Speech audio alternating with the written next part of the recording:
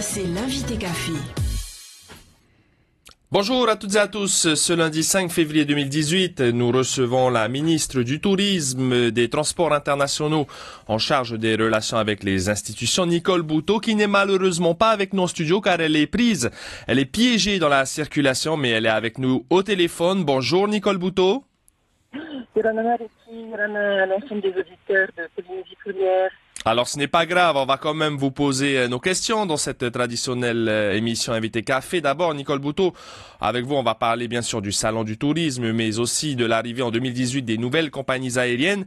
D'abord, vous étiez en visite aux îles sous le vent la semaine dernière, on va parler tourisme nautique. Tous les segments qui y sont liés sont en augmentation ces 5 dernières années, que ce soit la croisière, le charter nautique, le yachting, c'est 16 milliards de francs de retombées en 2016. Est-ce qu'en 2017, l'année qui vient de s'écouler, ce chiffre est encore en croissance, Nicole Bouteau? Nous l'espérons, nous n'avons pas encore le chiffre définitif. Ce qui est sûr, c'est que nous avons une vraie dynamique du côté de la croisière, puisque à octobre 2017, ce sont les derniers chiffres que nous avons une croissance sur la croisière de plus de 25%.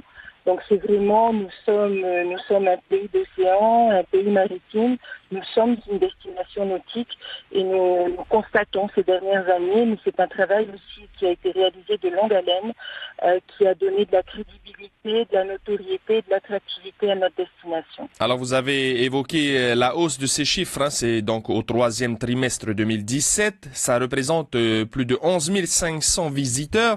Est-ce que ces chiffres sont exceptionnels ou bien c'est l'objectif que vous avez l'intention d'atteindre à chaque trimestre désormais? On est vraiment sur une croissance ces 3 dernières années qui est en continu. Là, pour le moment, lorsque l'on lit les chiffres depuis le début de l'année, janvier 2017 à octobre, puisque ce sont les chiffres que nous avons pour le moment, nous sommes sur une progression de 3%. Donc c'est une progression en continu depuis un peu plus de 3 ans. Nous entrons dans une 4e année de croissance et cette croissance devrait s'affirmer effectivement avec l'arrivée de nouvelles compagnies et un flux de visiteurs plus important. Vous avez clairement l'intention de développer le marché de la croisière en Polynésie. Il y aura au mois de mars le salon de la croisière Sea Trade Cruise Global auquel la Polynésie va participer. Mais en parallèle, Nicole Bouteau, comment le gouvernement va faire pour dynamiser les commerces et les activités à Papeete, notamment les samedis, les dimanches et les jours fériés lorsqu'on a des visiteurs? Alors c'est vrai que ça reste effectivement le sujet de discussion. Il faut savoir que les commerces qui jouent le jeu aujourd'hui, et je vais vous dire que c'est compréhensible, ce sont ceux qui ont l'assurance en fait de pouvoir faire du chiffre d'affaires avec les passagers des compagnies croisières. Donc ça va être les curios, ça va être les mamans de l'artisanat, ça va être les bars et parfois aussi les restaurants.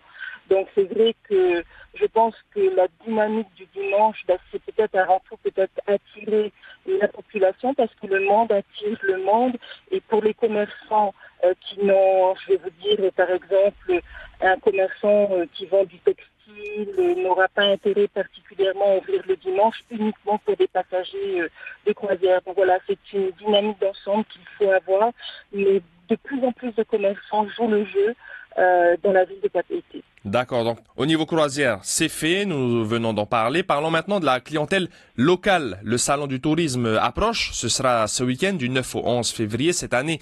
Plus de 260 exposants vont répondre présents, ce sera la 20e édition.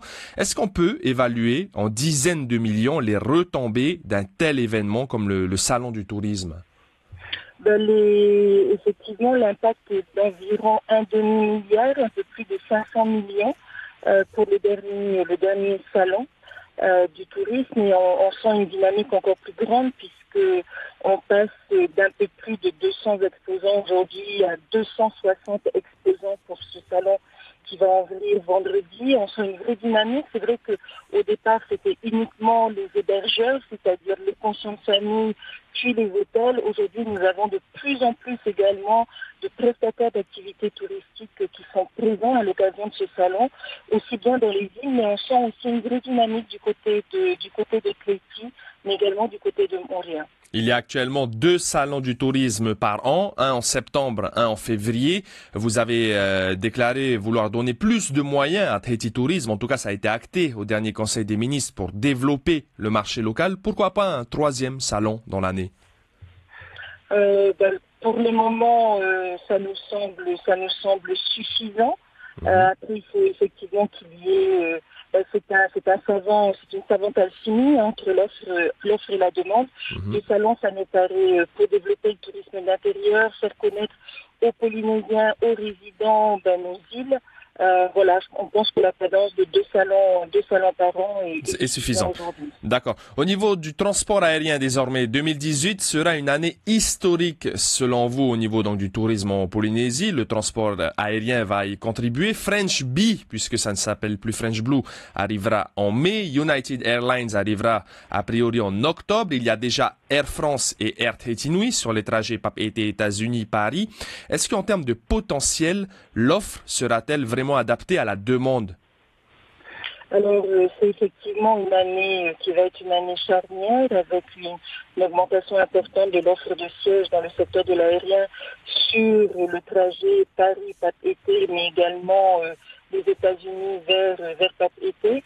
Encore une fois, c'est vraiment que la destination a encore gagné en attractivité et en crédibilité, en notoriété. Donc ça, c'est une bonne chose, il faut s'en réjouir. Ensuite, par rapport à l'offre, je pense que vous parlez de l'offre en matière d'hébergement. Aujourd'hui, l'hébergement, c'est l'hôtellerie, ce sont aussi des projets de rénovation, voire d'extension, mais aussi de création de nouveaux hôtels. Mais l'hébergement ne se limite pas à l'hôtellerie classée, c'est également un fort potentiel du côté des pensions de famille, puisqu'à l'année, les pensions de famille sur l'ensemble du territoire sont à environ 30% de remplissage, donc il y a vraiment une marge de progression qui est importante, ce qui nous permettrait en plus de partager les flux sur d'autres îles que les îles de Tahiti, Moorea et Bora Bora qui sont les plus connues. Et puis un autre phénomène important qui est celui en termes d'hébergement des meublés du tourisme qu'on appelle les locations saisonnières et que nous avons aujourd'hui recensé à près de 800 unités, ce qui reste important. Donc on a une offre d'hébergement tant terrestre que flottant, parce que le flottant c'est la croisière, mais c'est également le charter qui, quand on fait le bilan, permet d'offrir une offre diversifiée à nos visiteurs. Oui ou non, Nicole Bouteau, Hainan Airlines pour la Chine, est-ce que c'est à l'ordre du jour pour 2018? Oui ou non? Alors, non pas en 2018, mais ils ont fait la démonstration l'année dernière qu'effectivement, ils étaient en capacité de desservir la Polynésie, puisqu'on a eu des charters qui nous ont rejoints, et notamment la direction de Hainan. Donc, ce n'est pas pour le moment à l'ordre du jour, mais c'est quelque chose qui reste possible dans le futur. Bien sûr, le marché chinois est un marché important pour la Polynésie française. 3 questions rapidement. Nicole Bouteau, en 2018, vous souhaitez mettre un accent particulier sur la petite hôtellerie familiale. Je vais vous demander des réponses rapides. En ce qui concerne les Airbnb, le gouvernement est favorable ou hostile? Favorable, puisque nous sommes en train de modifier la réglementation en matière d'hébergement touristique en intégrant les locations du tourisme et les meublés du tourisme afin que l'ensemble des hébergeurs soient traités de manière égale. Donc c'est un texte qui passe le 15 février à l'Assemblée. D'accord, donc cotiser l'impôt. Quasiment 250 000 visiteurs en 2016. Est-ce que vous avez un objectif chiffré pour 2018? Alors pour 2018, alors nous espérons déjà qu'en 2017, nous passerons la barre des 200 000.